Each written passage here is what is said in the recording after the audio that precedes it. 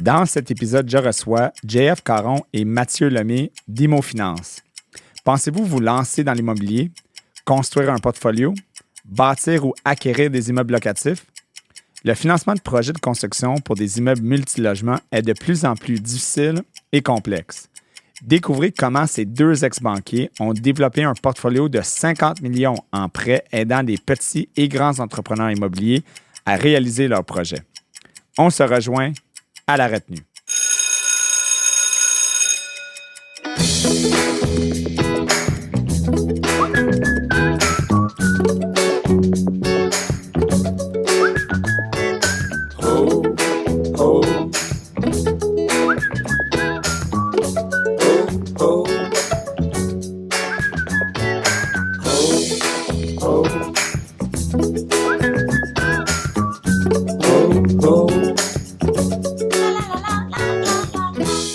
Oui, merci. De retour à un autre épisode de La Retenue. C'est La Retenue, plus La Retenue des hypothéqués, parce qu'on trouvait que pourtant, cet épisode aujourd'hui, La Retenue des hypothéqués, pourrait être un peu plus approprié parce qu'on a des invités spéciaux avec nous aujourd'hui. Merci d'être là. Aujourd'hui, on vit dans un contexte économique plus difficile, naturellement. En fait, c'est pas nécessairement plus difficile, c'est plus complexe. Et ça prend des solutions pour des entrepreneurs, pour les gens qui ont des projets, surtout en immobilier, de trouver du financement. Le financement traditionnel n'est plus nécessairement la solution, ou en fait pas la solution idéale dans plusieurs projets. Et même, je te dirais, dans la plupart du temps, ce n'est même pas la solution idéale. Il y a d'autres façons d'aller chercher du financement. Puis aujourd'hui, on voulait faire un segment, un épisode sur exactement ça, le financement hypothécaire ou le financement de projet qui est fait de façon alternative. On appelle ça du financement alternatif. Right? Donc, j'ai deux invités incroyables avec moi qui sont des experts là-dedans. On va parler un peu de leur parcours. Donc, j'ai JF. Yeah. Caron. Oui, tout à fait. J'avais dit au début de l'épisode que j'étais blond, mais j'allais oublier les noms de famille. Mathieu Lemay. Salut. Et puis, ils sont ici aujourd'hui pour nous parler un peu de leur solution de financement alternatif, leur structure, les solutions qu'ils offrent aux clients, les différents projets que vous faites. Et pour tous ceux qui nous écoutent, qui veulent se partir un projet, surtout en immobilier, parce qu'on s'entend que c'est 99,9% immobilier, il faudrait qu'ils écoutent l'épisode au complet pour vraiment comprendre et peut-être se trouver des solutions pour leur projet, leur financement. Tout à fait. Donc, commençons tout de suite. Qui aimerait commencer bon, exactement. On va commencer avec Jeff. Jeff, parle-moi un peu de la compagnie, de vos parcours. Donc, vous travaillez dans le réseau bancaire avant que vous êtes venu pour créer votre compagnie qui est Imo Finance.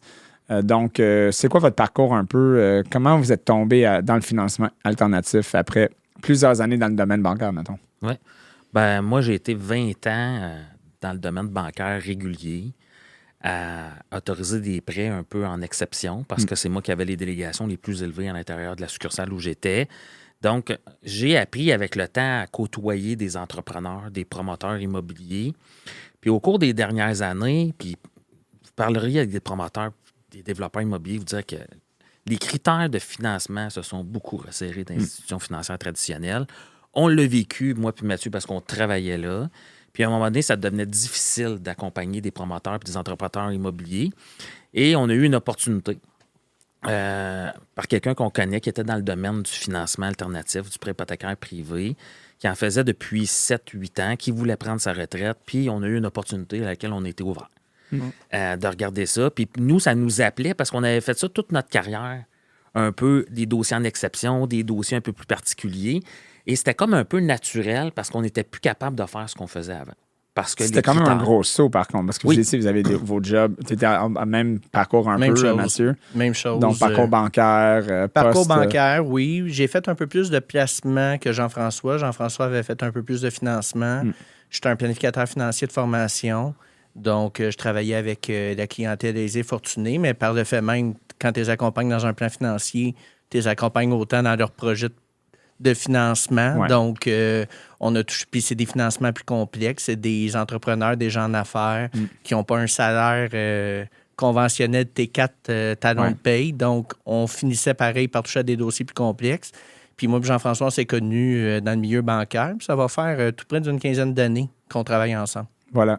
Donc là, vous étiez dans vos jobs parce que c'est important, parce qu'on parle souvent du point de vue entrepreneurial. Vous avez décidé que genre, on va partir de ma job qui est, on va appeler ça bien secure. Oui. On met les et qu'on se lance dans un projet que là, on va gérer. Donc là, l'opportunité, c'était de travailler là où vous achetiez la compagnie. C'était quoi? On a acheté la compagnie. Vous avez acheté la compagnie en plus. Donc, j'imagine, il y avait un investissement à mettre. Oui. Donc, non seulement que vous partiez de votre job, il fallait dépenser de l'argent pour le faire. Donc, vous êtes payé un départ. En plein ça. Quand même. Et là, vous avez acheté cette nouvelle entreprise. Et finalement, c'est quoi? Parle-moi de l'entreprise maintenant. Qu'est-ce que cette entreprise-là fait? Qu'est-ce que vous faites maintenant pour comme projet, comme écoute, c'est vaste, là, mais je te laisse aller ou si on veut... on va s'échanger pour vous lancer la balle. Ouais. On finance principalement des promoteurs, des développeurs immobiliers, du financement de Plex, de la rénovation, de l'optimisation de Plex. On fait aussi de la construction. Il n'y a pas beaucoup de prêteurs privés qui font de la construction pure. On fait du déboursé progressif pour les rénovations. Ça aussi, c'est pas quelque chose qui est standard dans notre milieu. Mais moi puis Mathieu, pendant 20 ans, c'est ça qu'on a fait avec des entrepreneurs, faire du déboursé progressif. Fait que c'était naturel. On connaît déjà le produit, on sait comment ça fonctionne. Puis les institutions bancaires traditionnelles, ils n'en veulent plus nécessairement de ça. Oui, il y en a très peu. Là, même dans la construction de maisons normales, là, c'est Desjardins qui le fait encore aujourd'hui. Et encore. Et encore là, c'est complexe. Exactement. Il faut que ça soit bien straight. Ils veulent la propriété quand c'est fini puis que tout est beau, par contre. Oui, ça, c'est vrai. Fait que nous, on les amène là. Quand ils sont tous beaux puis qu'ils peuvent se refinancer, nous, on les amène là. Donc, on a beaucoup d'entrepreneurs aussi dans le développement de terrain. Okay. Donc, subdiviser, acheter un terrain, le subdiviser, le revendre en morceaux pour faire du 6, du 8, du 12 logements ou de l'unifamilial. Donc, ça, c'est des projets qu'on va financer, qu'on va faire. Ben, je pense que c'est pas mal ça. Oui. Donc, on peut accompagner aussi certains particuliers qui sont dans des situations, là, vraiment, on fait un peu de préavis. Donc, des gens là, qui vont recevoir, qui ont une situation financière plus difficile, qui ont besoin de s'en sortir temporairement. C'est une petite partie là, de notre business, mais comme Jean-François disait, la majeure partie de notre business se passe par les investisseurs immobiliers et promoteurs immobiliers. OK. Promoteur, allez-y. Ouais. Non, juste pour dire, la grosse différence entre nous et une institution financière traditionnelle, c'est que nous, on finance sur la valeur de l'actif. Moi, ton revenu, ton bureau de crédit, c'est pas des choses que moi, je vais regarder. Ce qui est important en bout de piste, c'est que si tu as un immeuble qui vaut 1 million, je vais financer 75 % de la valeur, 750 000. Puis s'il arrive quelque chose, moi, c'est l'actif qui m'intéresse. Oui, l'individu, là, c'est sûr qu'on prête à des individus. C'est sérieux, mettons. Oui, tout à fait. T'sais, on veut des promoteurs qui sont sérieux, qui connaissent ça, puis plus ils sont sérieux. Puis nous, on a beaucoup de repeat business. Beaucoup de nos entrepreneurs reviennent parce qu'on est un bon prêteur, on les accompagne, on est là pour eux, puis ils développent des projets avec nous. On est un développeur de projets, un incubateur de projets, puis on fait ça avec plusieurs groupes immobiliers au Québec. Puis c'est ça qu'on aime faire. Puis il y a un manque de logement au Québec, là, on va se le dire. C'est un marché... c'est une crise, c'est une pandémie. C'est la 2e pandémie. C'est le 5e vague. Oui, la pandémie de manque de logement. Puis nous, on sert à ça. Là. On a plein de projets de construction d'immeubles locatifs. On a l'optimisation d'immeubles. Tu sais, le parc, il vieillit, il faut se le dire. Le parc immobilier locatif. Donc, il faut le rénover. Donc, on sert aussi à ça, à rénover les parcs immobiliers locatifs. On fait beaucoup de choses qui sont très, très utiles pour la société comme prêteur privé, là, malgré que les gens ne savent pas. Là.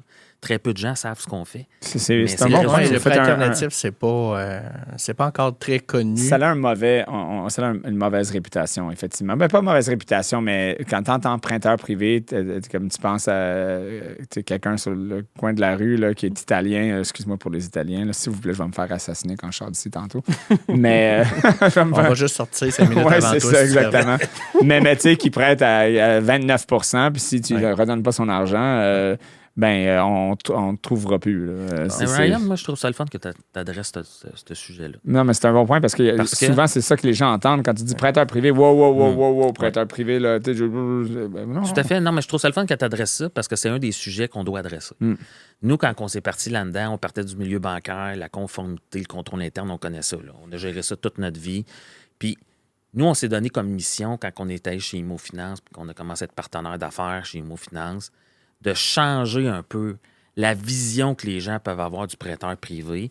Puis c'est vrai qu'il y en a plein qui c'est pas des bons prêteurs privés. On les connaît parce que les entrepreneurs nous appellent pour qu'on les remplace. Ouais. Puis tout ça, oui, ça arrive. Puis c'est pour ça que c'est important de faire des podcasts comme celui-là pour démocratiser ça, que les gens voient qu'il y en a des bons prêteurs privés. Puis faites votre recherche d'informations, puis trouvez-vous un bon prêteur. Parce que quand vous allez en avoir un bon, là, il va être là pour longtemps pour vous accompagner dans plusieurs projets pendant longtemps. Tu faisais référence tantôt à un autre podcast que j'ai fait récemment où j'expliquais que chez Imo Finance, là, on n'en a pas fait de reprise hypothécaire sur 500 dossiers. Fait que c'est pas dans notre ADN de faire ça. Ce qu'on fait quand un dossier va pas bien, là, c'est qu'on rencontre l'entrepreneur, le promoteur, puis on essaye de trouver des solutions constructives. Des fois, c'est de vendre les immeubles, la solution ultime, mais on va pas reprendre parce que nous, là, le 25 d'équité que tu as dans ton immeuble, ben, il est à toi, il n'est pas à moi. Votre but, c'est pas ça, anyway. Là. Non, c'est ça. Il y en a des prêteurs privés que ça peut être leur but caché de reprendre la propriété, mais pour les meilleurs et surtout vous, là, le but, c'est que non, on veut livrer un projet, on veut vous aider à amener le projet à la fin pour que ce projet-là puisse tout à fait. Écris-moi, on préfère refaire un deuxième projet avec cet entrepreneur-là que de reprendre son premier projet. Là, Puis Jean-François en parlait également, on a justement, là, pour faire du pouce là-dessus, trouver un bon prêteur privé, là, puis c'est toute une question de réputation, là, mais c'est pas quand un projet va bien que tu sais que tu as un bon prêteur privé. Ouais, non, c'est quand ton projet va moins bien, puis que tu as besoin d'accompagnement, tu as besoin d'aide, puis que ton prêteur est là justement pour pas te reprendre, mais pour t'aider et t'accompagner à t'en sortir. Puis c'est là, je dirais, qu'Imo Finance, dans notre mission, où ce qu'on veut s'en aller avec notre clientèle, ben on le fait vivre dans la réalité, parce que pas tous les projets là, qui se passent tout le temps super bien. Là. Ouais. Il y a des projets, des fois, qu'il y a des impondérables, des situations qui n'avaient pas été prévues, mais on prend toujours le temps de discuter avec nos clients, de mettre carte sur table des options, puis de les accompagner à s'en sortir, puis à la date, ça a toujours été réalisé. Le financement privé est plus malléable versus la banque. Oui. Là, si tu ne suis pas la ligne, là, finalement, il y a un imprévu. Et ça va mal. Ça va très mal, là, surtout dans les déboursés progressifs. Là, c'est comme, attends, là, non. Puis au-delà de ça, c'est pourquoi qu'un promoteur ferait... Souvent, on a la question, pourquoi qu'un promoteur ferait affaire avec vous, avec les taux d'intérêt que vous chargez? Parce qu'on peut en parler des taux d'intérêt, là, on est à 12 puis 15 %. Exactement, c'est ça. Il ne faut pas le cacher parce que souvent, c'est comme c'est plus cher, le prêt privé, mais c'est normal. Oui, tout à fait, mais il faut le mettre en perspective. Un constructeur qui fait affaire avec une banque traditionnelle, que quand il demande son déboursé, ça prend 4, 5, 6 semaines à l'avoir. Puis là, que son plombier est supposé se rentrer sur son chantier. Puis que là, il n'est pas capable de le payer parce que la banque n'a pas déboursé. Le plombier, il dit, si tu ne m'as pas payé, je ne rentre pas. Délai après délai. Après délai. Là, faut que tu repousses tous tes autres corps de métier. Ça ne veut pas dire qu'il va être disponible dans un mois et demi. Nous, là, 24-48 heures, c'est déboursé. T'sais, on passe sur les chantiers, on voit l'état d'avancement, c'est nous qui passons. Là. On voit l'état d'avancement, on fait tout nous-mêmes. Donc, c'est vraiment rapide, puis ça permet de livrer les projets beaucoup plus rapidement. Fait que oui, qu'avec une banque traditionnelle, tu vas être à 9 % plus quelques frais. Ouais. Nous, on est à 12, entre 12 et 15. Oui, c'est 3-4 % de plus. Mais en bout de piste, ton projet dure 2 fois moins longtemps. Fait qu'il te coûte 2 fois moins cher en intérêt. C'est un taux d'intérêt annuel, il faut le mettre en perspective. Là. Voilà. Si tu fais 3 fois plus de projets dans une année à cause du fait que tu as été capable de livrer des projets plus rapidement, on s'entend, c'est là ton profit. Là. C'est en plein ça. Puis le prêt alternatif, là, la base du prêt alternatif, que ce soit un prêteur B ou un prêteur privé, c'est des termes de 24 mois au moins. C'est ce qui devrait être visé. Ouais. C'est pour des situations, un projet qui a été calculé puis qui doit être livré. Puis on en a des promoteurs, là, juste vous donner une idée. Là. Et parfois, là, on fait de la construction de plex, puis le promoteur utilise une banque pour faire un bord de la rue, puis on fait l'autre bord de la rue, par exemple. Là. Il a le temps de sortir des plex 2 fois plus vite avec nous. Fait que le temps, c'est de l'argent aussi pour lui. Là. Absolument. Donc, c'est le principe. Vous avez parlé de bâtir. Excuse-moi, je t'ai coupé, non? Non. J'entends des voix des fois. Ah! On y va ad lib. Vous avez parlé que vous aimez aussi travailler avec les mêmes, développer une relation avec le client. Puis il y en a beaucoup qui nous écoutent. Il y a beaucoup de gens qui ont des projets immobiliers. Okay? Oui. Ça, c'est une bonne chose, puis des fois une mauvaise chose. Okay? Des fois, Tout à fait. il y en a qui peut-être ne devraient pas en avoir, là, mais il y en a beaucoup que, non, sont sérieux, sont bien préparés. Mais ils n'explorent pas le privé, puis finalement, leur rêve ou leur projet ne prend jamais comme effet. à quel point que vous êtes prêt, dans votre compagnie surtout, à commencer avec quelqu'un? Mais mettons qu'ils ont les fonds, ils ont l'expertise au niveau construction, il y a tout ça. Mais tu sais, mettons, il veut se construire, je donne quelque chose de simple, un triplex. Premier triplex. C'est sa première fois. Est-ce que c'est quelque chose que vous faites ou est-ce que ça commence à 8 logements? Parce que les gens vont nous écouter, ils vont être un peu pas peur, ils vont pas avoir peur, mais intimidés de vous contacter parce que vous parlez de développeurs, c'est des gros mots, développeurs, promoteurs immobiliers, comme ils pensent centaines de millions de dollars, 50 millions. Moi, je suis juste construit un triplex. Je ne vais pas appeler IMO Finance. Ben, on va normaliser les choses. Premièrement, on effectue des financements à partir de 100 000 jusqu'à quelques millions. On est également beaucoup impliqué, moi et Jean-François, dans des écoles de formation en immobilier. Donc, on y va, on accompagne des entrepreneurs qui débutent. Puis on en parlait tantôt hors norme à Clément, justement. Je vais te dire, moi, quand j'ai un entrepreneur qui débute puis qui m'appelle pour un plus petit projet, ben moi, ça m'envoie un message positif, justement, que c'est quelqu'un qui veut débuter, qui fait ses classes, qui va se faire les dents sur un projet qui est digeste, puis qui ne commencera peut-être pas avec un projet de 40 portes quand il n'a jamais construit un triplex. Ouais. Donc, je te dirais qu'au contraire, on les encourage parce que ça nous permet justement de les accompagner dans le développement d'entrepreneurs. Puis il y en a plein de groupes là, avec qui qu'on a justement, puis je t'en parlais tantôt, qui ont débuté avec des 6plex, des 8plex, des choses plus digestes. Puis ils se sont formés aussi des contacts avec le temps. Ils sont partis, ils étaient peut-être tout seuls, ils ont fini avec un groupe de 3-4. Puis justement, cette semaine, ce groupe-là, on les a accompagnés vers un projet de 55 portes qu'on a passé chez le notaire. Ça fait des années qu'on s'accompagne. Donc, c'est des belles histoires à succès, mais c'est des entrepreneurs qui ont commencé avec des triplex, des duplex et des projets plus petits. Donc, au contraire, pour nous, c'est important des accompagner du début. Ben oui. Quand on parle de bâtir des relations, puis on en parle souvent là, quand on parle dans les podcasts et tout ça, c'est que nous, ce qui est important, c'est de bâtir une relation avec l'entrepreneur. Moi, je ne suis pas juste un prêteur, puis que c'est fini après 4 mois, puis qu'on ne se revoit pas avant 2 ans. On aime ça, bâtir des relations, bâtir des partenariats avec ces gens-là. Puis, nous aussi, on évolue comme entreprise. Okay? Parce qu'au départ, là, faire un projet de 5 millions comme on a fait, on n'en faisait pas parce qu'on n'avait pas le cash pour le faire, on va se le dire. Là. Tu sais, à un moment donné, il y a une capacité financière qu'on a. Là, aujourd'hui, depuis 18 mois, on a plus que doublé le volume d'affaires de IMO Finance. Et de fonds disponibles. J'imagine que vous avez des fonds, des prêteurs privés, qu'il y a des moments qui n'ont juste plus de fonds, là, donc ça peut arriver. Tout à fait. C'est des fonds privés. Oui, exact, c'est ça. Exact. Donc, on a plein d'investisseurs. On a plus que doublé notre portefeuille. Donc, tu sais, on a un peu plus de capacité, puis ça nous permet de prendre nos petits entrepreneurs qu'on avait. Là, j'aime pas ça petit. Là. Non, mais ça ne veut pas dire moins important. Puis qui veulent grossir, ben de grossir avec eux. Vraiment. Parce qu'eux, ils ont plus de besoins. Fait que nous, on grossit en même temps qu'eux, puis on les accompagne en même temps qu'eux quand ils ont des besoins. Puis là, on s'en va dans une nouvelle structure. Là. On vous en avait pas parlé, là, une société en commandite, où on va avoir des courtiers en marché dispensé. On a signé des ententes avec un courtier qui est à Toronto, Vancouver, New York puis Montréal. Justement pour aller chercher des fonds supplémentaires pour être en mesure de propulser le prêt privé à un autre niveau. Donc, un courtier qui s'occupe d'aller chercher les fonds privés pour vous aider à remplir les coffres, si on veut. Là, là, ça va être des investisseurs institutionnels, des family office. Ça va être vraiment à un autre niveau. On débute là, à peu près le 15 octobre. Là, fait qu'on est direct dedans présent. OK, vraiment. Donc, c'est une autre opportunité que vous allez développer. OK, intéressant. Quand vous parlez, vous dites, je vais entendre souvent le mot accompagner.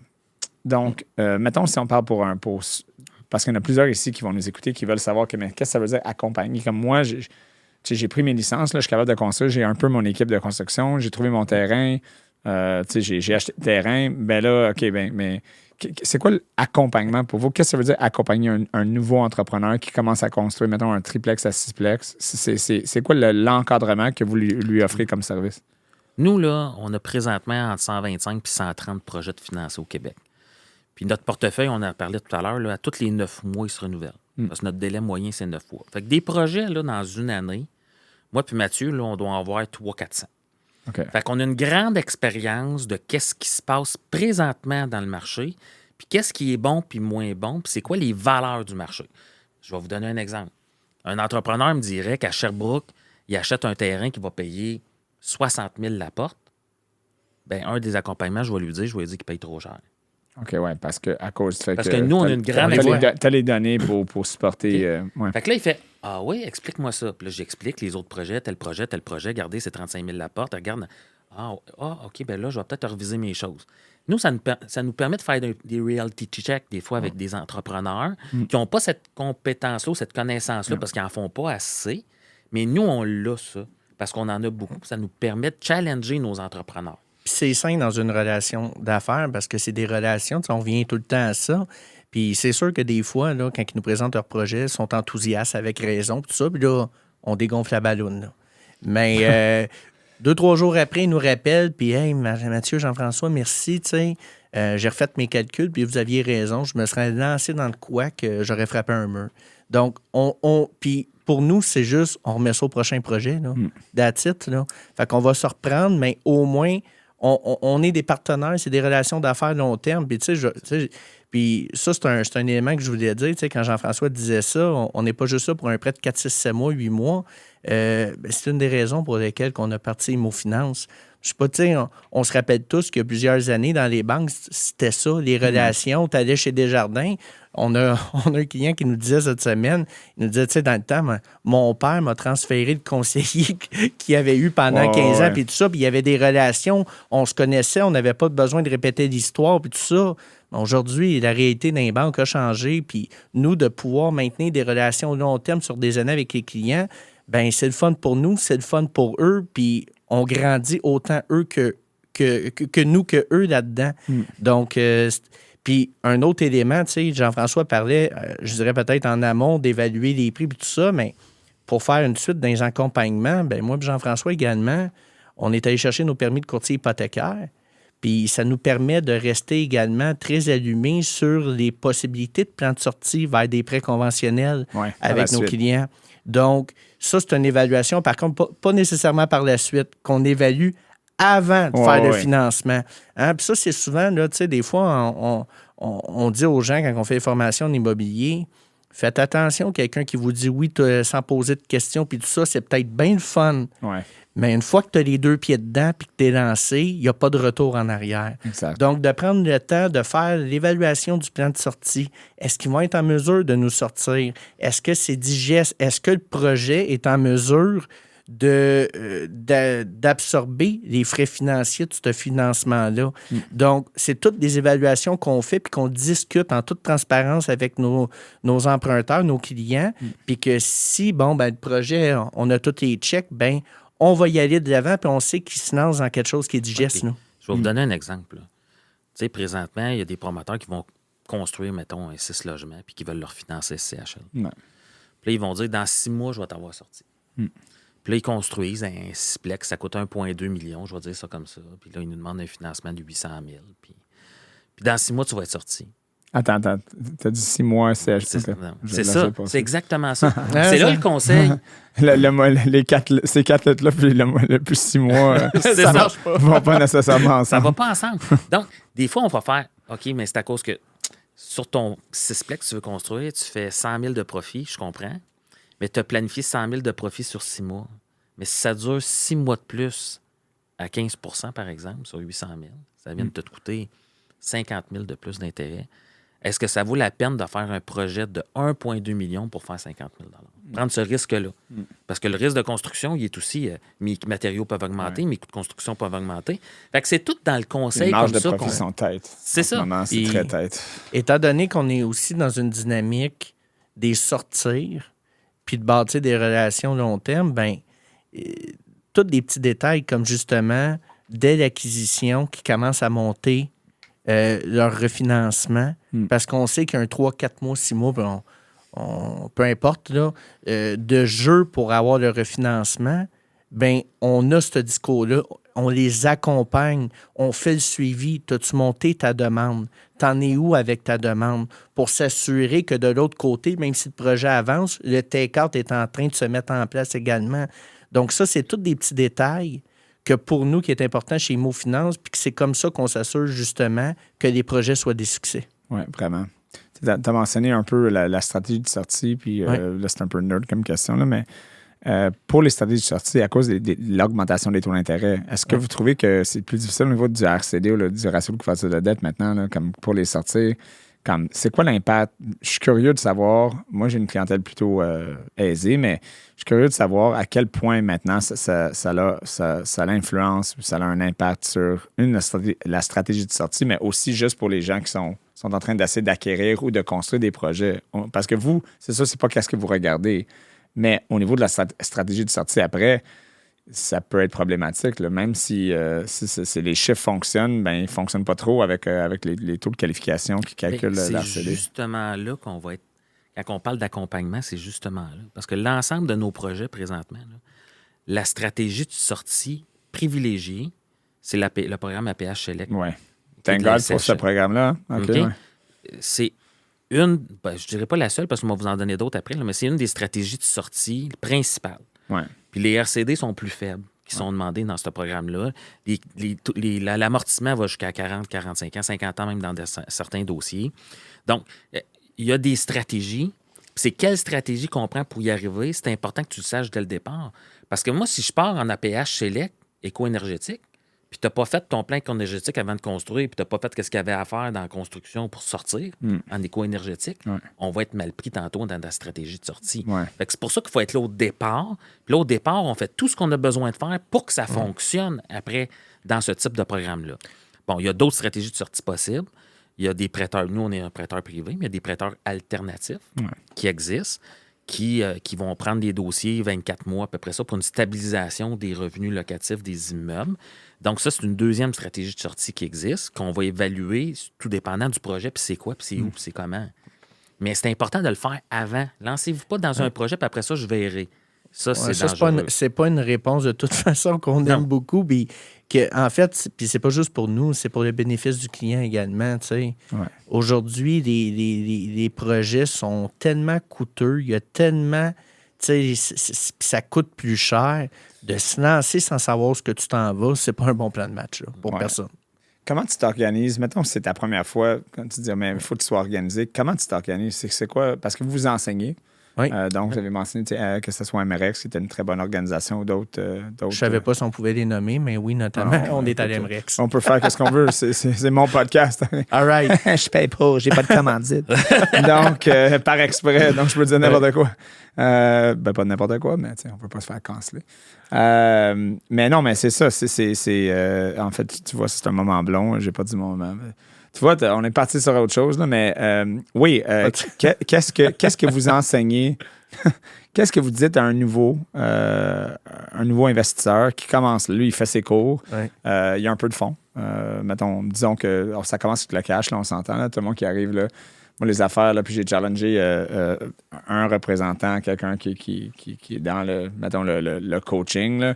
Les affaires de comme devenir investisseur avec 0% de mise de fonds. Oui, ça marche bien, ça. Moi, ces choses-là me rendent complètement fou. Mais ça, comme sujet, j'aimerais ça qu'on en parle. Okay, on peut en parler parce que ça me rend complètement malade mental. Mais c'est exact. On peut péter la ballonne tout de suite. Ben, OK, ouais, pétons cette ballonne-là parce qu'elle mérite beaucoup. Ouais. Donc, je te laisse aller. On en parlait tantôt, justement, là, hors d'onde, puis de partir en immobilier, puis surtout avec l'intention, parce que le bout que tu as oublié, c'est dans 6 mois, je suis millionnaire. Oui, c'est ça. OK, fait que premièrement, là, l'immobilier, on va se dire la vérité, c'est du long terme. C'est beaucoup de travail. OK? Donc, avant de penser de lancer ta job puis que tu vas pouvoir vivre de tout ça dans les premiers mois, là... Écoutez, les amis. Tu devrais peut-être te faire un plan de match différent. Puis, oui, de financer des immeubles, mais si tu n'as pas d'argent, tu dois avoir de la collatérale à donner à ton prêteur parce qu'il va s'attacher à quelque part pour financer un deal à 100%.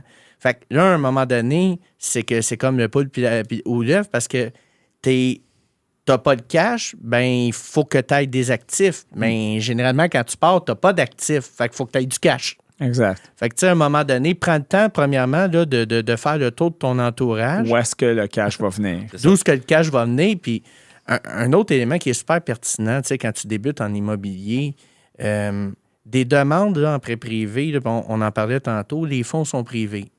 Fait que les fonds ne sont pas illimités. Ouais. Puis les prêteurs reçoivent des demandes de façon quotidienne. Fait que peut-être ce qui serait gagnant, c'est que présente-toi, appelle-nous, puis on va jaser quelques minutes, on va y prendre un café, on va se faire un Teams, on va apprendre à se connaître. Dis-moi qui t'es, c'est quoi ton plan de match, qu'est-ce que tu comptes faire? Tu sais, la journée que tu es rendu, que tu as une promesse d'achat de signer, puis que tu m'envoies un courriel, « Hey, salut, j'aurais besoin de 300 000 », bien, des courriels de même, on en reçoit tellement que c'est sûr qu'on va favoriser les gens avec qui on a des relations puis qui prennent le temps de nous appeler. Donc ça c'est un autre élément. On a des rencontres régulièrement avec des groupes d'investisseurs qui font juste se présenter, dire, gars, quand on va avoir un projet, bien, on va vous le présenter, mais avant, on avait le goût que vous appreniez à nous connaître. Ben oui. Qui on est.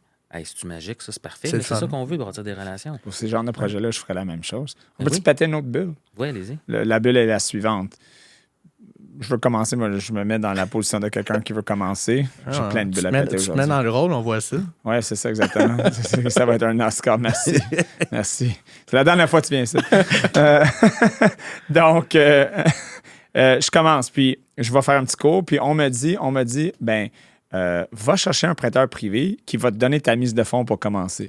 Non. Ça, vous l'avez entendu, c'est sûr. Là, c'est tellement commun là, que moi, je rencontre des clients qui me disent « Oh, mais inquiète-toi pas, je vais aller trouver ma mise de fonds avec un prêteur privé, t'en as-tu un? » Puis je lui dis « Mais ça marche pas comme ça, les prêteurs privés. » Non, j'ai lu, là, j'ai écouté la vidéo du gars là, qui a 3 millions de followers là, qui m'a dit « Va chercher des investisseurs ou un prêteur privé qui va te prêter, puis là, après ça, tu veux faire ton projet. » Donc, finalement, je suis financé à 100%, 110%. Pouvez-vous juste toucher là-dessus que ce n'est pas possible? On ne fait pas de financement à 100%. Oui, mais vous ne prêtez pas des mises de fonds pour un projet. Vous financez les projets. Oui, tout à fait. Puis pas juste ça. Nous, ce qu'on aime, là, c'est que les entrepreneurs soient skin in the game. Sinon, je vais le faire moi-même puis je vais faire 100% du profit. Là. Répète celle-là, c'est très bon parce que c'est exactement ce que je dis à tous les clients. Non, il faut que tu sois skin in the game. Ouais. Parce que sinon, si tu es zéro skin in the game puis c'est moi qui prends 100% du risque, ben je vais aussi prendre 100% du profit. Exactement. Si quelqu'un vient me voir, parce qu'il dit « Ouais, mais je vais me trouver des investisseurs. » OK, qu'est-ce que tu mets, toi? Mais zéro, c'est les investisseurs. OK, mais mettons, moi, je suis investisseur, viens me voir. OK, ouais. Tu me poses la question. Mais Ryan, il faut mettre les choses en perspective. T'sais. Du love money, ton père et ta mère qui veulent te donner 100 000, c'est d'autres choses. Ça, c'est pas des investisseurs. C'est ça. C'est pas un investisseur, c'est du love money. C'est comme donc, si t'es parenté, frère, ou tu couches avec la personne qui te donne l'argent, normalement, probablement, c'est pas un investisseur, c'est une entente familiale. Mais tant mieux si tu peux en avoir accès. Tant mieux, oui. Et même nous, on va avoir le réflexe de t'encourager à l'utiliser parce que c'est l'argent qui te coûte le moins cher, généralement.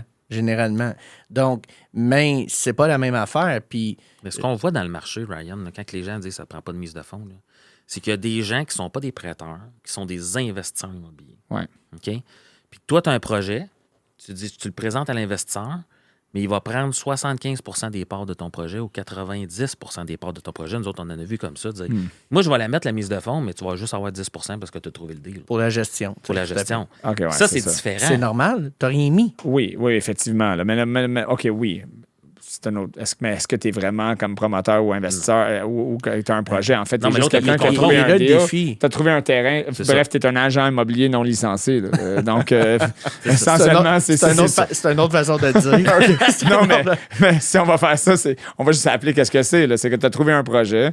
Donc, comme un courtier immobilier, tu l'as présenté à quelqu'un qui va le faire, puis il t'a donné une commission pour l'avoir trouvé. Effectivement. Un autre élément que pour faire suite à Jean-François, c'est que cet investisseur-là, en plus de prendre des parts de projet, il ne coûte pas la même affaire qu'un prêteur. Puis là, c'est là que souvent les emprunteurs font « Ouais, mais je ne veux pas lui donner 75% du projet. » Fait que c'est pour ça que je viens de voir comme prêteur. Ouais, mais tu n'as pas la mise de fonds. Là, à un moment donné, tu ne peux pas tout avoir. Là. Ouais. Un autre élément avec les fameuses mises de fonds financées et tout ça, là, faire financer un projet à 100% présentement avec les coûts que ça coûte, t'es mieux de faire tes calculs 2 fois parce que ça coûte cher. Puis la rentabilité au bout du projet, elle va être effritée pas mal. Fait que ça, c'est un autre élément également. Fait que c'est pour ça que les bons to-do à faire, là, on est à retenue là, quand même. Ouais. Hein? La liste de devoirs à faire, là, commence par voir c'est quoi ton argent disponible. T'as-tu du love money qui peut être emprunté à coût moindre? Ouais. C'est quoi ton projet? C'est quoi ta structure de financement? Et à partir de là, recontacter ton prêteur avec qui probablement que si tu as écouté ce qu'on a dit tantôt, tu l'as déjà appelé, tu as un début de relation. Ouais. J'ai mon projet, Voici le plan de match, puis là, on va discuter. Ouais, tu dois, mais comme tu dis, skin in the game, là, il doit y avoir un aspect de risque de ton côté. Ou si c'est pas de ton côté, le côté familial. Ton père, ta mère qui te donne accès à leur marge de crédit hypothécaire de leur maison fermée. Ouais, mais là, il y a des risques. Qu'est-ce qui arrive si. Oui, exact. C'est normal. Exact. Ben, en fait, c'est donc, ce que le prêteur si c'était veut. ton argent, ben c'est ça. Il y a un risque. Tu prends ce risque-là. On va te dire, pourquoi que le prêteur veut ça?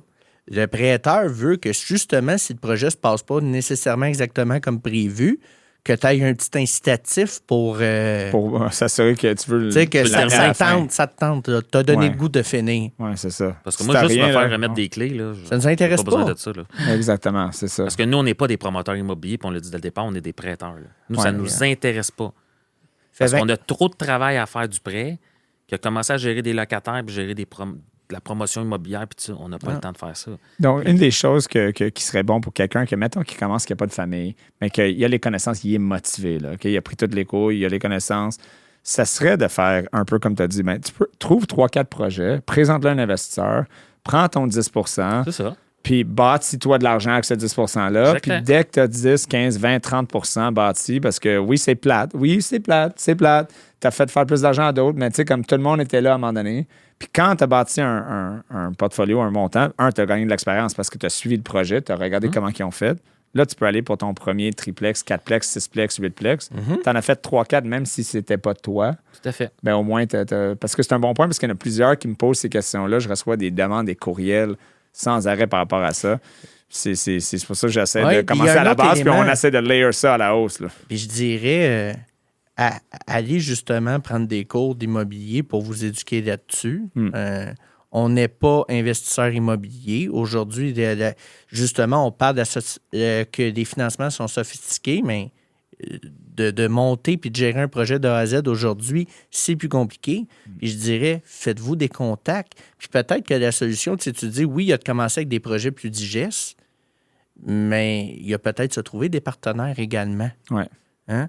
Puis ça, c'est un autre élément. Se trouver des partenaires, oui, je comprends là, qu'on split la tarte à 2, à 3, à 4, mais il y a également un aspect d'expertise qui peut être emmené dans un groupe. Puis on a vu des histoires de succès qui est super intéressant. Tu sais, parce que d'être sur le chantier, d'être dans le financement, d'être partout dans la vie, là, c'est rare qu'on peut être partout en même temps, peut-être à son top. Puis justement, ce qu'on voit dans les groupes qui ont du succès, puis c'est pour ça qu'on aime ça, parce qu'on en parle depuis le début, bien, justement, t'en as un qui est sur le chantier, qui gère les gars, qui gère le chantier. Qui connaît la construction, qui connaît les T'en as un qui est des bureaux, bureaux, qui fait juste faire les financements, la comptabilité. T'en as un qui est en prospection, qui va checker les deals, qui va chercher les bons deals pour le prochain projet. Donc, il y a une synergie qui s'installe qui est super intéressante. Fait que, moi, tu sais, si j'avais un conseil à donner à ceux qui débutent, tu sais, de ne pas sous-estimer la force d'un groupe. Oui, non, c'est un bon point. En fait, quand ils se forment en immobilier, dans des écoles de formation, ben, ça leur permet de se faire des contacts. Ben oui. Ça aussi. Puis de créer ce genre de groupe-là, comment je dirais ça, leur entourage, des gens avec des compétences qui sont capables de les aider s'ils ont des questions. Ça permet d'ouvrir nos horizons. Des gens qui ont le même intérêt. C'est ça. On parlait justement que ça soit MREX et tous les autres groupes qui existent. La majorité des groupes, souvent, quand tu leur demandes de parler de leur histoire, se sont tous connus dans une formation comme ça ou quelque chose. Là. Exactement. Questionne les histoires aussi, là, parce qu'il y a des histoires des fois qui sont comme... Tu sais, des fois, il y a pas du too good to be true, là, mais il faut décortiquer le succès des fois, là, parce que les gens se sentent souvent dans ces groupes-là, mais comment je vais me rendre là? C'est dans le contexte d'aujourd'hui, là, parce que c'est moins facile, ça l'était. Parce que, tu sais, mettons, si j'avais juste acheté un duplex là, en 2004, là, juste un duplex, mettons, Montréal. Puis après ça, je l'ai refinancé en 2008. Déjà là, même juste au moment de la crise, j'aurais fait comme un 40-45 % juste là. Ça, c'est en 4 ans. Là. Puis là, j'ai acheté un autre duplex. OK? Puis j'en ai juste deux duplex. Puis là, de 2008 à 2013, là, je les ai refinancés les deux encore parce qu'ils ont augmenté un autre 20-30 %. Puis là, j'ai été capable d'acheter un 8 ou un 10plex. Puis après ça, la pandémie a frappé. Puis là, tous mes immeubles ont doublé en valeur depuis ce temps-là. Donc, j'ai refinancé ça. Puis là, j'ai acheté un 40plex. Donc, c'est super bon, là, tant mieux, mais c'est le marché qui a aidé ces gens-là. On n'est plus dans ce marché. Ils n'ont pas optimisé pour la vaste majorité, ils ont fait Non. zéro optimisation. Puis, tu sais, ça se lève debout, puis ça parle d'optimisation, puis ça parle de comme je. Blablabla. Moi, ça me rend fou, là. Puis, j'essaie de dire, mais t'as commencé quand? OK. C'est juste que c'est plus difficile maintenant, donc ça prend encore plus de connaissances. C'est ça mon point. Tu dois t'informer. Tu dois aller à ces cours-là. Tu dois aller chercher des expertises. Tu dois faire avec du financement alternatif pour penser outside of the box. Oui, tu as raison. Puis je te dirais que quand on a des gens qui ont fait ces écoles-là puis qui nous approchent la première fois, on le voit tout de suite. Ouais. Quand ils ont suivi un parcours en formation immobilière, ils n'ont pas la même approche, le projet n'est pas préparé de la même façon. C'est clair que ça a un edge. Là. Ils ont une tête pour. Là. Ils savent, OK, là, ils savent où est-ce qu'il s'en va. Là, Ryan, tu as raison. Entre 2000, entre les années 2000 et 2021-22, n'importe qui achetait un immeuble faisait de l'argent. Hey, pour vrai, pour planter un projet, il fallait que tu veuilles quasiment. C'est ça. Ah non, mais c'est... Écoute, on pouvait en acheter, là, je le sais parce que j'ai acheté des immeubles, là, des duplex et des quatreplex à 0% mise de fonds, amortis sur 40 ans, là, avec un offset de 80% en résidentiel. T'en achetais, il n'y avait pas de limite non plus. Là, c'était bang, bang, bang, bang, bang. Là, tu pouvais te ramasser avec 20 portes à l'intérieur de 1 an avec 0% de mise de fonds. Tu avais juste besoin de tes frais de clôture. Aïe, aïe. Là, présentement... Sortir du cash de tes projets, c'est de plus en plus difficile. Ouais. Avant, là, les gens sortaient le mise de fonds après un an. Il y a du cash qui reste dans les projets. Facile. Il y a du cash qui reste dans les projets. Puis si tu veux sortir de l'argent de tes projets, ben, tu as besoin de te casser la tête et de travailler fort pour optimiser. Exact. Okay? On n'est plus dans la même game. Ouais. C'est ça qu'il faut comprendre qu'en 2023, on n'est plus dans la même game. Puis c'est pour ça que ça prend des connaissances et des compétences. Puis commencer par des plus petits projets. Là. Combien de fois, nous, on se fait présenter là, des gens qui commencent avec des projets de 5 millions, 6 millions, 7 millions. Je sais, j'en ai plein. Là. J'en ai plein qui m'appellent en premier. Puis je suis comme, écoute, c'est juste non. Moi, tu veux pas. Non, je n'ai pas besoin de le voir. Je le sais tout de suite. C'est pas possible. C'est juste comme. Je comprends le dream, là, mais un empire se bâtit pas. Avez-vous vu le film Moneyball? Oui. Moneyball, là, comme l'immobilier, c'est Moneyball. Là. C'est vraiment comme, tu n'essaies pas de frapper des coups de circuit. Tu essaies juste de scorer des points en allant sur les buts puis run the probabilities. Bien souvent, nos emprunteurs qu'on a vus qui ont frappé des coups de circuit, là, ils ne savaient même pas que ça s'en allait là. Non, c'est ça. C'est comme matérialisé à la fin, puis tant mieux, là. Ça arrive une fois de temps en temps, mais une fois de temps en temps, là. C'est ça. C'est ça. Mais faites attention. Puis ça, c'est un message que Ryan t'en parlait tantôt. Faites attention à ce que vous entendez sur toutes les plateformes. Moi, j'ai vu des gens là, sur des plateformes là, parler de leurs projets. Puis nous autres, on les a financés. Là. On connaît tout le détail des projets. Puis je peux te dire qu'il y en a qui étaient sur des plateformes qui parlaient des projets, qui ont perdu de l'argent puis qui disaient que ça avait été très, très, très, très merveilleux. Ouais. Fait que, faites attention dans... les gens parlent toujours avec enthousiasme de leur projet, mais ils disent pas tout. Fait que... puis quand tu écoutes, c'est sûr que quand tu écoutes une formation qui date de 2020, le marché a changé en 3 ans. Ah non, c'est ça.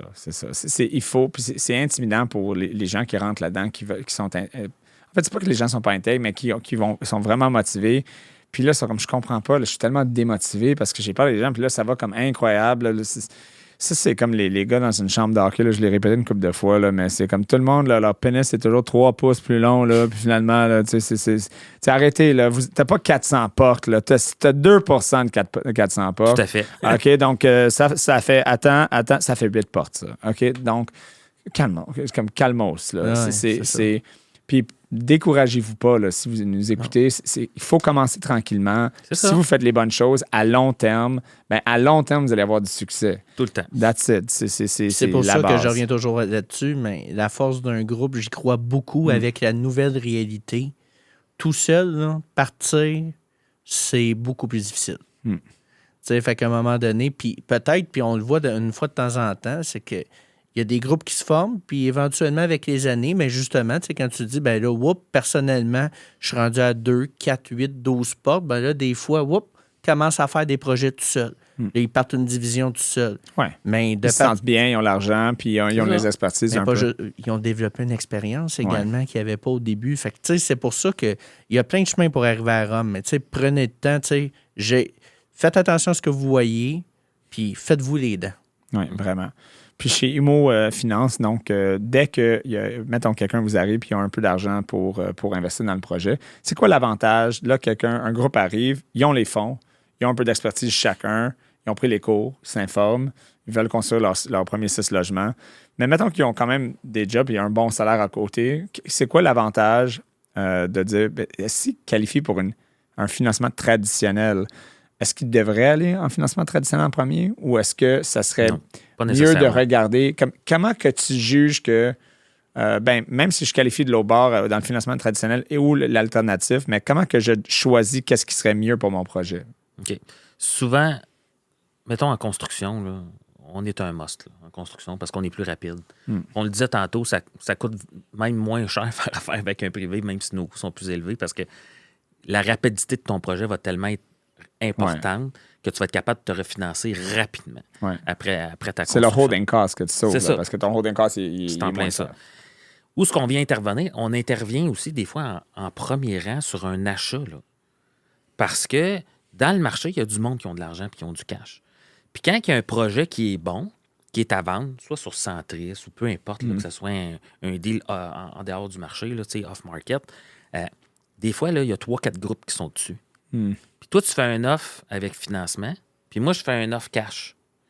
Mais toi, ton financement, là, il s'en va, peu importe la banque, ça va prendre 2 mois, 3 mois avant que tu aies ton autorisation. Si ça va bien. Moi, je suis le vendeur, j'accepte l'offre cash. Je vais vous dire tout de suite, c'est sûr que c'est ça qui arrive. C'est sûr. Fait que, au lieu de manquer une opportunité, t'es mieux de faire affaire avec un prêteur privé qui va te donner une lettre en 24-48 heures de financement, qui va rassurer le vendeur, dire parfait, c'est comme un cash finalement. Puis ils vont considérer ton offre comme vendeur.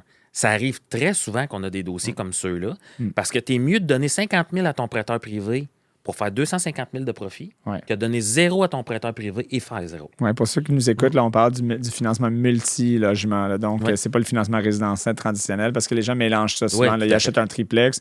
Ça, tu es capable d'avoir ton financement à l'intérieur de 3, 4, 5 jours là, ouvrable. Là, mais quand on tombe dans le commercial... Si on tombe dans un 12 logements, là, puis tu es en assuré, mettons, en plus, là, c'est parce que tu es mort si ta compétition va acquérir avec un comptant. Là. C'est encore drôle. Ça dépend de ton dossier. Là. Tu dis... pour un triplex, que ça prend tout le temps 3-4 jours. Avec moi, ça prend 3-4 jours. On est ailleurs. Bonne réponse. Bonne réponse. Fait que, le numéro, vous pouvez le voir dans le bas de l'écran.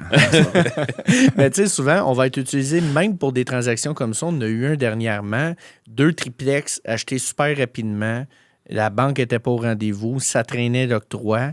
Mais le financement avec la banque, on le laisse rouler pareil, là. Puis passe la transaction, puis 2 mois après, 1 mois et demi, même pas, on était déjà sortis. Mais il y a in-out, là, c'est ça. In-out, mais il y a eu ces 2 triplex. Oui, il n'a pas manqué, Fait que faut voir, c'est tellement flexible comme solution qu'on peut utiliser à tout plein de situations. Les travailleurs autonomes, tu sais, puis on parle des promoteurs immobiliers. Les travailleurs autonomes, là, c'est difficile de les qualifier. Mais nous, qu'on finance sur l'actif, on les regarde pas, ces éléments-là. Exact. Donc, c'est super le fun pour un travailleur autonome pour développer un parc s'il y en a besoin. Parce que si tu fais juste à la TD puis la BD, là, ça, c'est les ratios d'endettement. Oui, c'est ça. C'est pas tout le monde qui comprend ces concepts-là, là, mais c'est vos ratios d'endettement. C'est sûr qu'à un moment donné, là, quand tu fais plusieurs projets, là, tu deviens... pas juste ça. Tous les jeunes dans les dernières années avec la COVID qui ont eu des révélations puis qui ont changé d'emploi, qui se sont partis puis tout ça, qui n'avaient pas encore leur moyenne 2 ans, puis là... Oui, c'est ça. Si on a l'opportunité, puis ils ne sont pas nécessairement encore cadrés à l'intérieur de ça, mais ça pourrait être potentiel. Tu sais qu'au plan de sortie, la moyenne 2 ans va être là. Qui vont être en mesure de le faire, mais ils ne perdront pas leur deal. Oui, non, exact. C'est ça. Ça s'applique à plein d'affaires.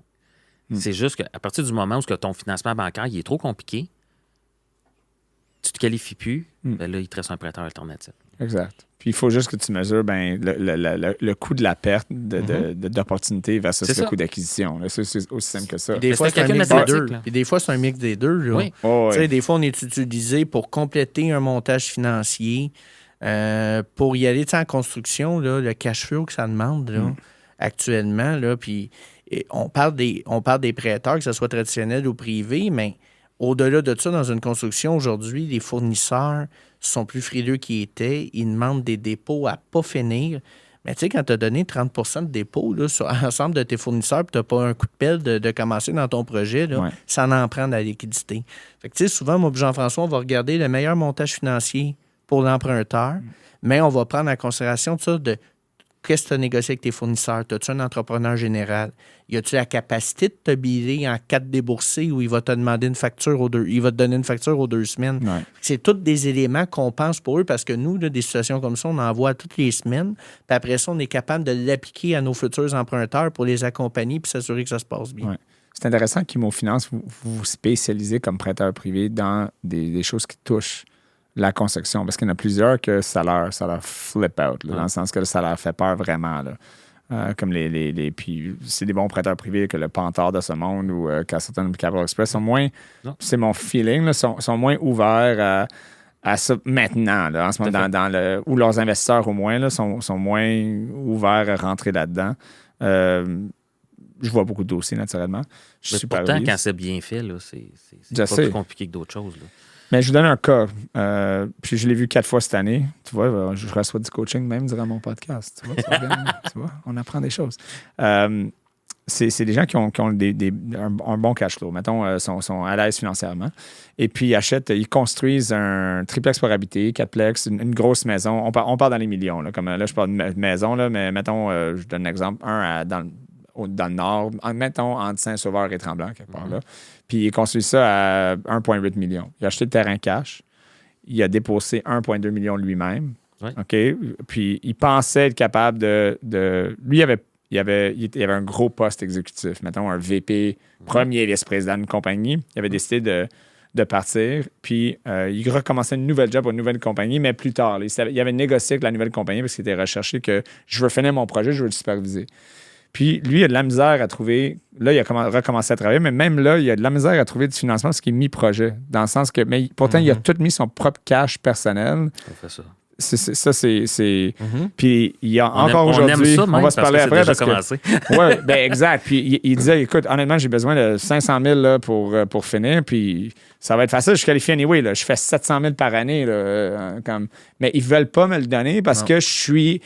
Déjà, je comprends pas. Ils n'aiment pas ça, voir ça déjà commencé. C'est ça, ça leur dérange fondamentalement. Là, sont comme, je comprends pas, comme tout est là, comme toutes mes déboursés, comme c'est tous des professionnels, le plan est là, j'ai juste besoin de dire, on va finir dans 2 mois. Là.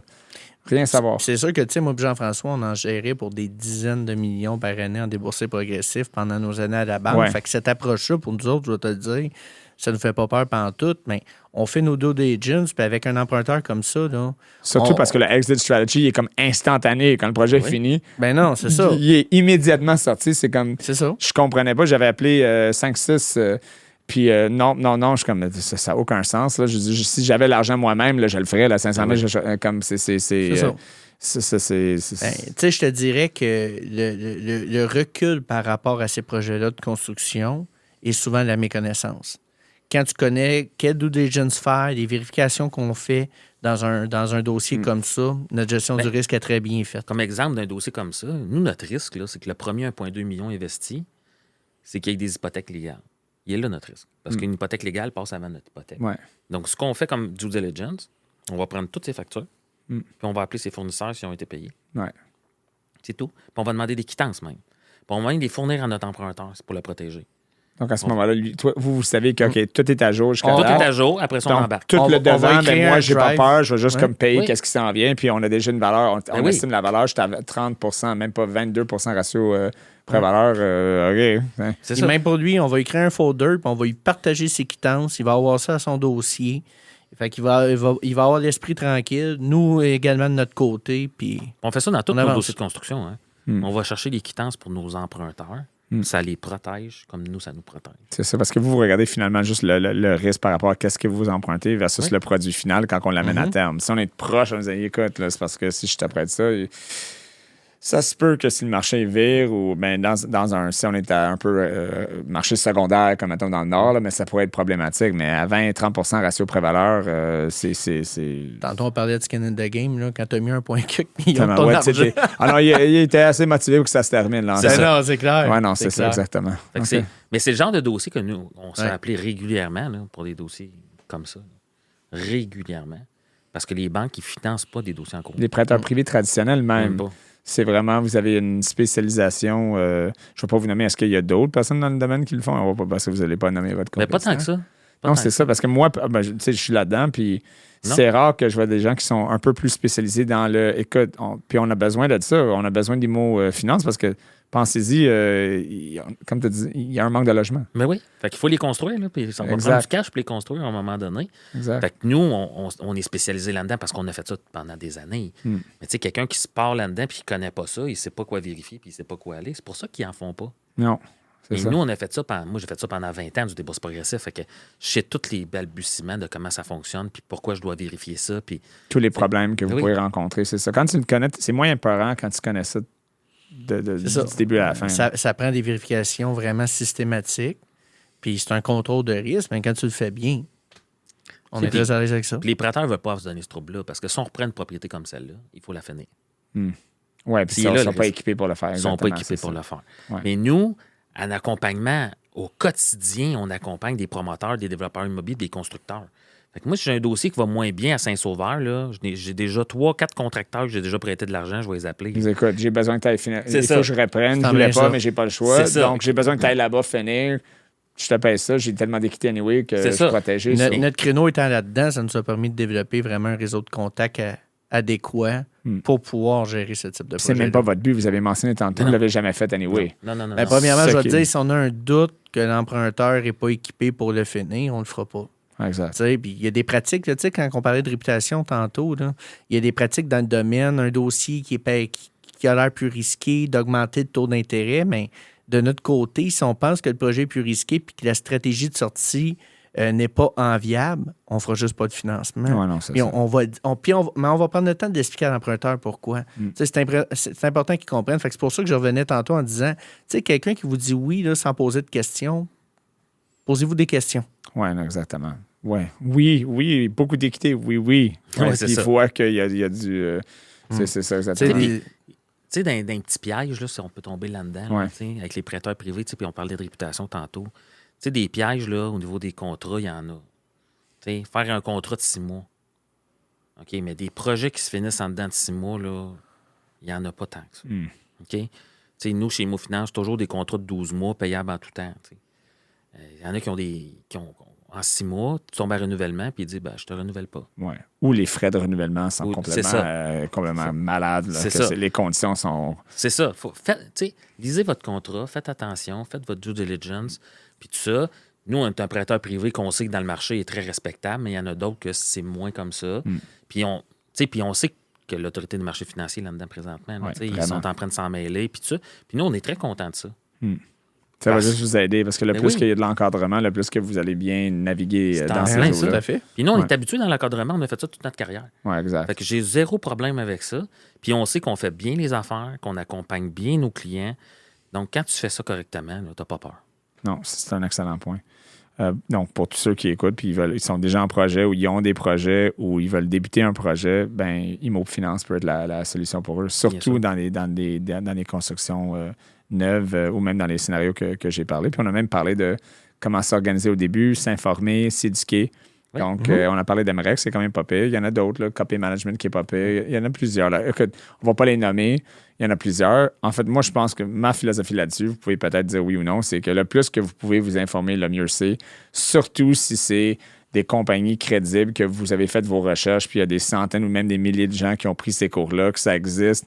Puis c'est pas quelqu'un qui crie dans un micro comme moi en ce moment, qui donne des formations qui vous chargent 10 000 en ligne, là, parce que puis vous disent vous allez être investisseur immobilier dans 6 mois, vous allez avoir 10 portes ou Quand ça a l'air trop beau, puis c'est trop facile, puis c'est pas d'effort, on n'est pas à bonne place. Oui, vraiment. Donc, si vous avez une chose à dire ou à tous les gens qui nous écoutent par rapport à débuter un projet ou les services que vous offrez, un conseil, qu'est-ce que ça serait?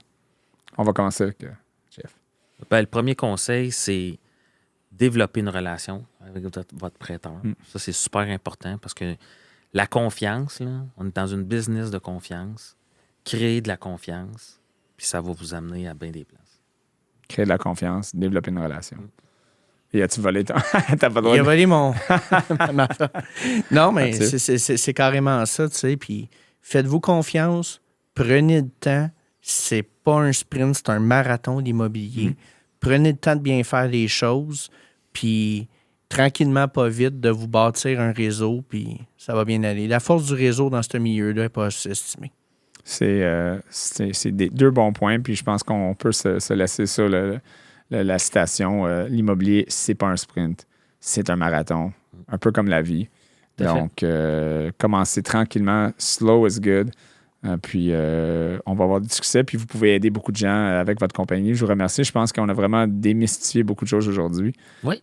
Puis, peut-être vous allez être ouvert à revenir une autre fois pour discuter de comment va la compagnie, puis d'aller un peu plus profond dans les différentes structures de prêts privés pour aider les Québécois. On va parler d'investisseurs la prochaine fois. Oui. Parce qu'on a besoin d'investisseurs aussi pour prêter. Là. C'est un excellent point, des investisseurs. Donc, s'il y a des investisseurs, vous pouvez les contacter, mais ils vont revenir une autre fois pour parler d'investisseurs. Écoute, on va faire partie 2, to be continued. On va mettre ça dans le bas de l'écran. Tu vois, ça va finir avec un intrigue. Merci d'avoir pris le temps. Merci pour l'invitation, Ryan. Ça me fait plaisir. Merci beaucoup. Merci. Merci d'avoir été avec nous pour cette retenue. Je vous invite à nous suivre sur YouTube, TikTok, Instagram et les principales plateformes de podcast, Spotify, Apple Podcast et Google Podcast. Commentez, likez et partagez la retenue, puisqu'il n'est jamais trop tard pour apprendre. Mon nom est Ryan Lahaye et je vous dis à la prochaine retenue.